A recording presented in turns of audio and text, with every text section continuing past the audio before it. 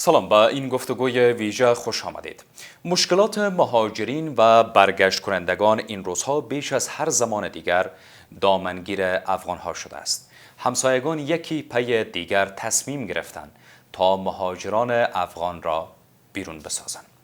اما تبعات این تصمیم برای حکومت سرپرست و افغانها چه خواهد بود؟ در این میان سرنوشت برگشت کنندگان چه خواهد شد؟ و همچنان نهادهای مددرسان به شمول سازمان ملل متحد در این راستا چه نقش را ایفا می‌کنند؟ این پرسش‌ها و بیشتر از آن را در این مصاحبه با آقای عرفات جمال، نماینده کمیساری عالی پناهندگان سازمان ملل در افغانستان می‌پرسم. Mr. Jamal, thank you so much for this opportunity. Assalamu alaikum. Thank you so much for having me on the program. Thank you. So, as first, and a general question, since you're on the ground, how do you observe the current humanitarian situation in Afghanistan?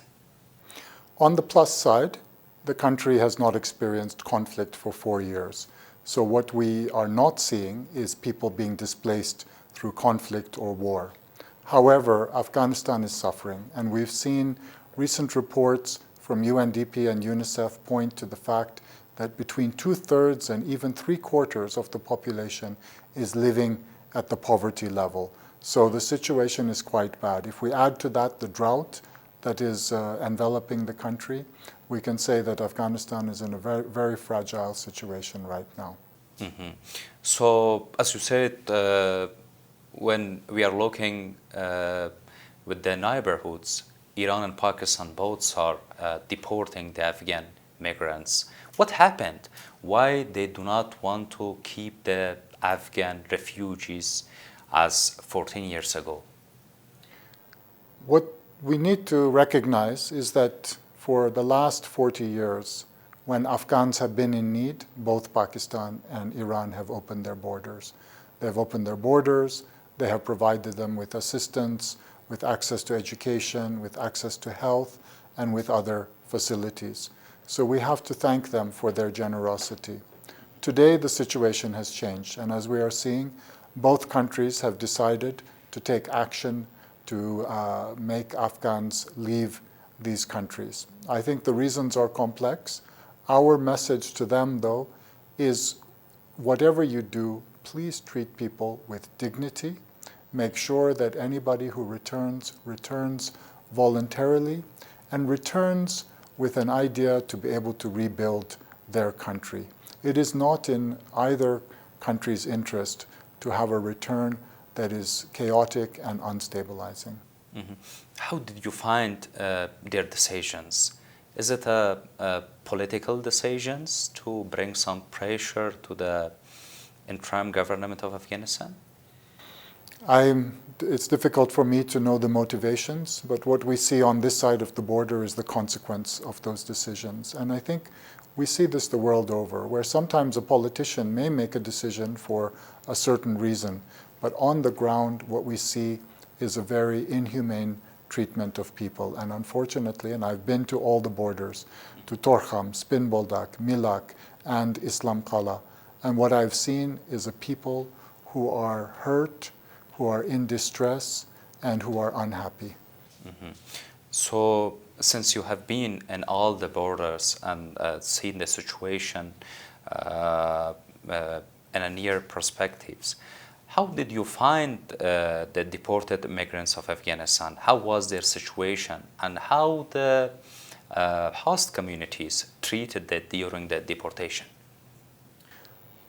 The situation of the people is very saddening, and I must say that I've spoken to people at all the borders, and I see people who had a life that was disrupted and who had to flee to Pakistan or to Iran. I've also been to the Tajikistan border. Mm-hmm. They have had a new life in these countries, sometimes difficult, sometimes not, but at least it has been peaceful. Now, for a second time, their lives are uprooted, and they're coming back to Afghanistan. Afghanistan is their country, but it may not be a country that they know very well.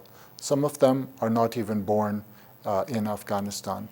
They do thank the hosts. They do say that they provided them with security for a time, But at the moment, they are also distressed and they're unhappy about the treatment that they have received. And how much you're engaged with the host communities? What's their reasons? Are they going to continue their decision, or at least we can see some changes in their decisions regarding the deportation? Our offices in all the neighboring countries continue to negotiate, continue to advocate for the humane, dignified treatment of Afghans in both countries. Inshallah, I do believe that the positions will change and that we will come to a solution where those who wish to come home are able to come home, but those who do not are given the time to find a solution. Is it easy for the interim government of Afghanistan to manage the situation? As I seen the reports on Iran in the last 100 days, deported around 1 million Afghans. How much it's tough for the management? I would like to express a very deep appreciation to the people of Afghanistan, including the de facto authorities. The welcome that these people have received has been extraordinary, and I've witnessed this myself, whether it be the person on the street, whether it be the mosque, whether it be the de facto authorities at the border. They have always welcomed the Afghans home, their brothers and their sisters, and they're doing their best. And I have seen from the de facto authorities that they have apportioned the budget, they have apportioned personnel, and they're receiving people at the border, they're providing money, they're providing buses. So I think in terms of the effort, it's an amazing effort. In terms of are they able to continue to do this, I'm very worried. The economy is not doing too well with the drought and with underdevelopment. It's making it increasingly difficult. So they wish to receive people. They are receiving people, but they do not have the capacity to truly reintegrate them back in Afghanistan. Mm-hmm. So the situation is quite worrying about the hundreds of refugees coming back to Afghanistan. What do you think, what scenarios in Afghanistan waiting for them? What will be the situation for them when they are coming for the reintegration in Afghanistan? It's a tough situation. And for the lucky ones, I would say that they're coming back, they know where they come from, they have relatives, and they have land. They will still struggle to make a life because of the drought, because of the economy, but at least they have a place what they can call home. But what we're seeing increasingly, and this is especially true for those from Iran, is they don't necessarily know where they come from. For example, I was at Islam Kala, and I met a young couple who had just married 3-4 months ago. He was a computer programmer and she was a designer. When I asked them where they come from, they said, well, we were born in Tehran, but we come from Daikundi. I said, would you be going back to Daikundi? He said, this is my first time in Afghanistan. I don't even know where is Daikundi. So what is a person like that going to do? And this is, many people are like that. They were born abroad, or even if they were born in Afghanistan, it's been many years since they've come back. Even the people from Pakistan, if they came from a village and their fathers were farmers, they themselves don't know how to farm anymore. So I do worry, what will they come back to? And what we're seeing is that some of these people, because they don't have land in their original villages, they're coming to the cities. And we're seeing enormous pressure on Kabul, on Herat, on Mazar-e-Sharif, with all these new arrivals who don't have a home to go to and who are staying in the cities right now. Mm-hmm.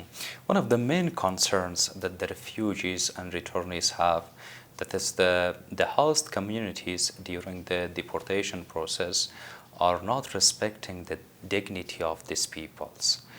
Why the situation and the procedures like that?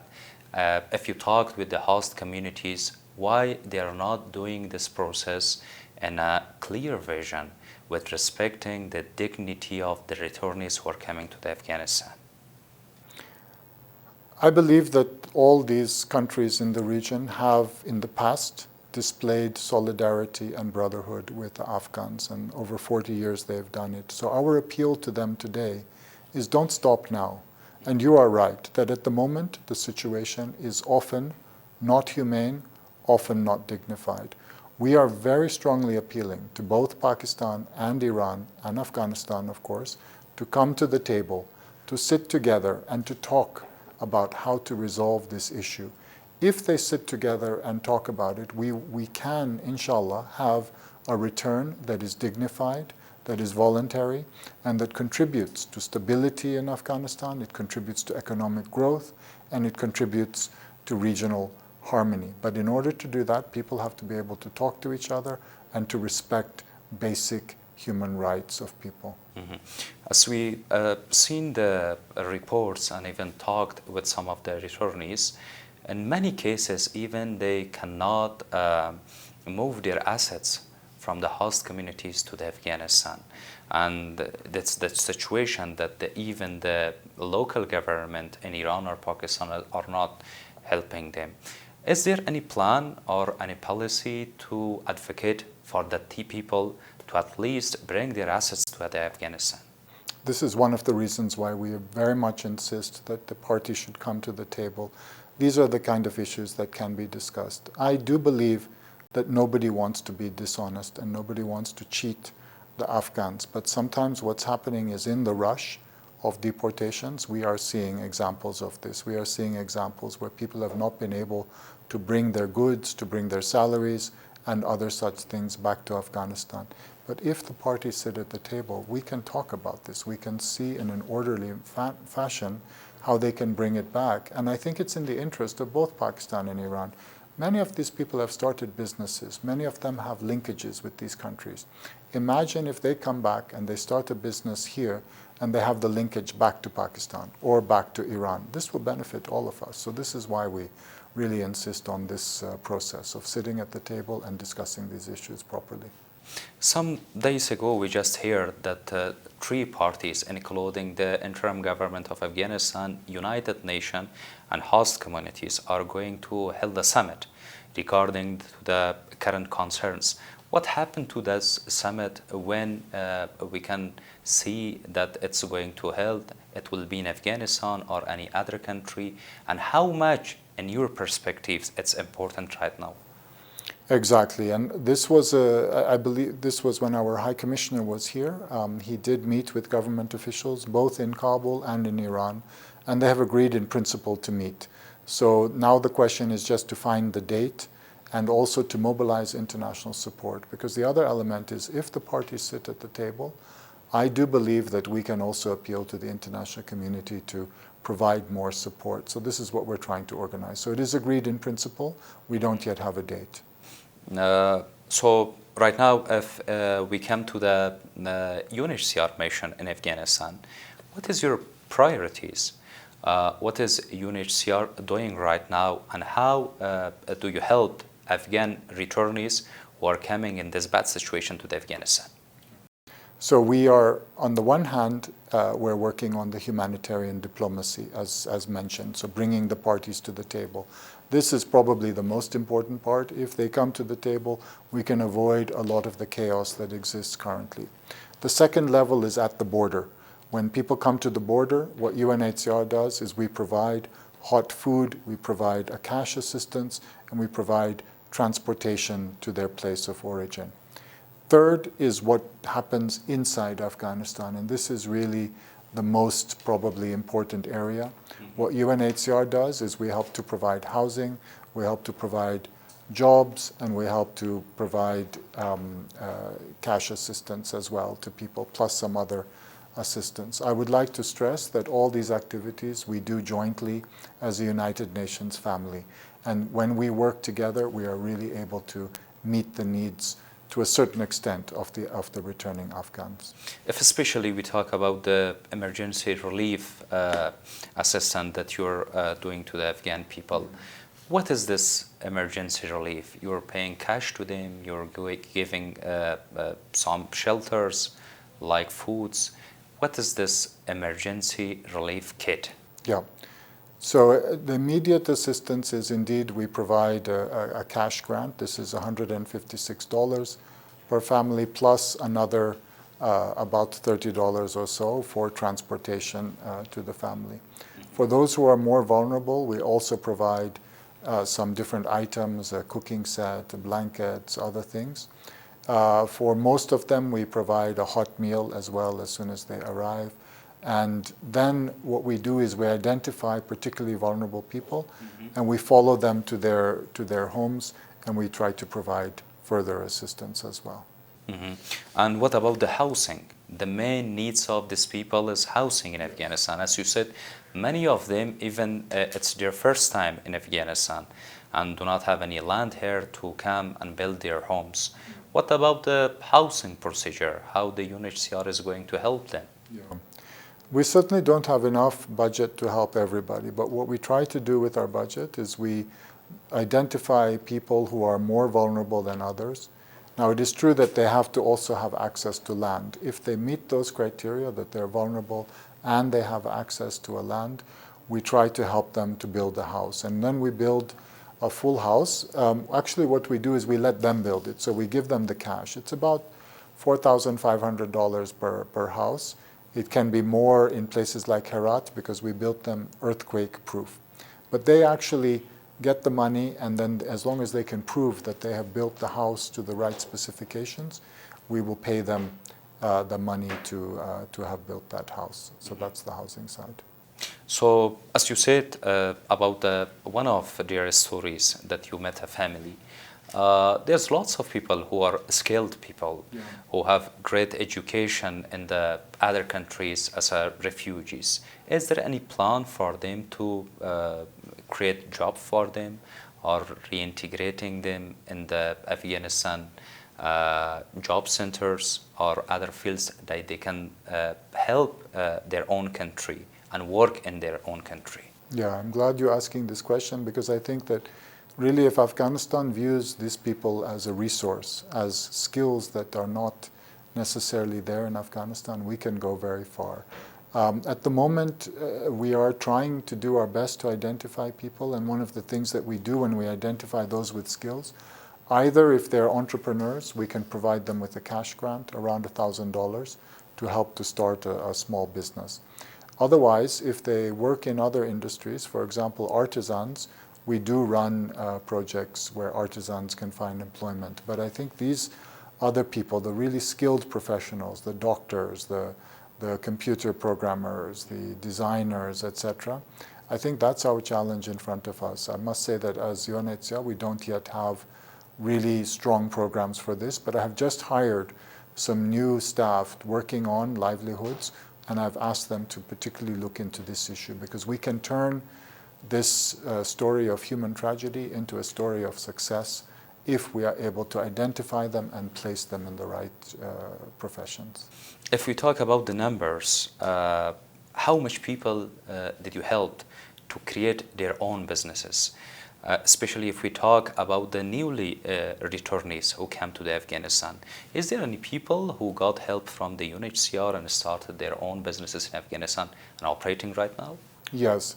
I'm sorry, I don't have the exact numbers, but last year we helped several thousand people with these grants. And as I said, it's a relatively modest grant, $1,000. But if you select the right person, you can really help them to succeed. For example, there was a man in Lagman that we helped last year. He was already growing cucumbers, but he had the idea that if I have a greenhouse, I can increase my crop by 3 times. So we provided him the grant, he built the greenhouse, and I visited him, and surely he was growing cucumbers all day long. They seemed to be growing as I was standing there. He knew what to do. There was also a woman in Herat who is a carpet maker. She already had a small business. When we gave her the grant, she was able to purchase more equipment and hire more women to work with her. So if we select the right people, and I should stress, these are not the poorest of the poor. These have to be somebody who has a little bit of a skill. They can really create a success, and they can also hire other people. So this is what we're trying to do. How is this procedure, like how you're selecting these peoples? Is there any clear agenda for that? Or the people are coming to your office, to the UNHCR, and you're talking with them, hearing their ideas, and after that giving them grants? So we do a number of things. One is that we start to identify people at the border. Already we do a quick screening, And sometimes you can already get this information. But if we are not able to do it at the border, we have identified within Afghanistan the top 20 provinces where people are returning to from both Pakistan and Iran. And amongst these 20 provinces, you can even say that there's the top 10.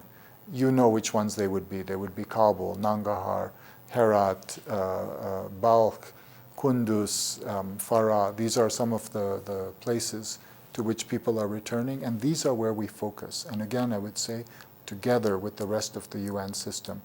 Last week, I was in Kunduz, and there, together with the Deputy Special Representative of the Secretary General, Indrika Ratwate, plus our partners from UNDP, from IOM, and from UN Habitat, we were running a $20 million project. We just inaugurated it to help returnees to integrate in the Charbahar district in Kunduz. So that's the type of thing that we do.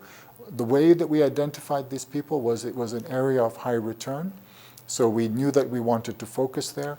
And then by speaking and assessing the different villages, we decided that we can most usefully invest our money in this particular village, and that's what we're doing.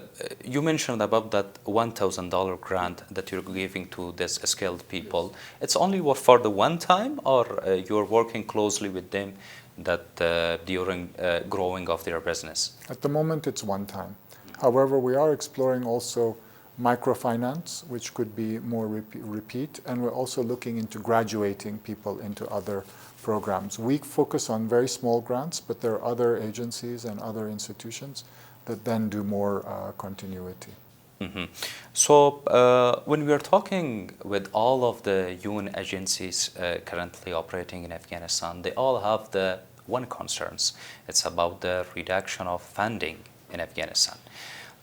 What about the UNHCR? UNHCR is right now dealing with the emerging situation, about millions of returnees coming to Afghanistan with lots of problems. How is the current situation in UNHCR in terms of funding? Like the rest of the UN system, we've taken terrible cuts, and I've had to reduce our workforce by almost 50%. I've had to reduce our budgets. So in every way, we are working with less. However, I would like to stress that the UNHCR, we've been in Afghanistan for 40 years, and we have stood by the people of Afghanistan throughout this time. And even today, even in this time of budget constraint, when there was the emergency at the border, our High Commissioner, Filippo Grandi, allocated us $10 million. So this is our commitment. He found the $10 million somewhere, and he allocated it to Afghanistan. 10 million is not enough, but it shows that we are committed, and when we have this commitment, we will do our best to find the resources and to put them in Afghanistan. It's still far from enough, but this is what we're trying to do.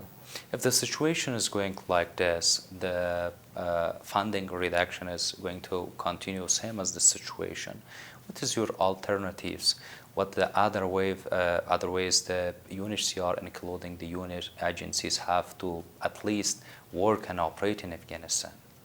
We have to be creative. I mean, one thing that we've done, of course, right now is reduce staff, reduce budgets. But in the longer term, I think that we have to be able to sell what we do better, and that's why when we started this interview, I talked a lot about our humanitarian diplomacy. People don't always look at UNHCR and others for this aspect of our work, but this type of thing can really bring a lot of positive effects, and I think we need to sell that better. Then we have to look for alternative sources of funding. Some people talk about different countries. I myself have been to the Gulf 2 times since being here. Next month, I hope to go also to Asia to look into different sources of funding over there. So I think that's one thing we have to do. And then finally, the private sector. The private sector, if we make the case that it's worth investing in Afghanistan, and we all know, and all your viewers understand how rich this country is in agricultural produce. It has the best fruit in the world I've ever tasted. It has minerals. It has human capacity. It can be a place for investment. We know the political problems that exist, but I think despite all of that, if we are able to convince the private sector to partner with us, I think that's also another part of the solution. Mhm. So do you have any programs currently running to engage with the Afghanistan private sectors to help the sector to at least make better the situation? Yes, we had a very inspiring event, for example, last year where we worked with the Afghan Chamber of Commerce and the Afghan Women's Chamber of Commerce as well, and which was very much supported by the Special Representative of the Secretary General, Madame Rosa Otunbayeva, where we convened different members of the Afghan business community, from the most wealthy and big ones to some very modest ones, like even beekeepers and so on. And we brought them together. And it was a very astonishing event because you had these very, everybody had the same goals, which was to bring up this country and bring up the people. And the bigger businesses immediately made connections with the smaller ones, immediately found that, yes, we will employ more people, particularly women, from you. So that was one example of something that we did. We continue to appeal and to work with other businesses to try to get them to invest even more in the areas of return. So overall, the funding cuts, it's a big concern for the Afghanistan people and also for the UN agencies who are on the ground and working. Since we're going to reach to the winter and the situation is going to worse, how much it would be an emerging situation if we reach to the winter and the funding issue still be like this? If we reach the winter and we haven't solved the housing situation for the returnees, it will be a terrible, terrible winter for them. So our focus right now is on shelter. Ideally, what we would do is enable people to build their own houses, but the money is limited and the time is long. So we are also trying to look at other solutions. We just received a very generous donation from a Gulf donor for winterized temporary shelters. These are not permanent housing, but they can withstand the winter. They have one bedroom, they have a bathroom, and a little bit of space, so they're not so bad. We received a few hundred of these. These are the types of things that we will try to deploy as the winter comes along. We also have plans to distribute blankets and other warm clothing for people. Well, the climate change phenomena, which is also new for the Afghanistan people, how much it's making the situation complicated? I think what we're seeing is that the old ways may not work anymore. So people who come from agricultural communities in particular are finding it difficult to go back. I think there was a sense before that you could go back to your village, even if you didn't have a job right away, you could still survive. You could eat, you could grow some food or have some livestock.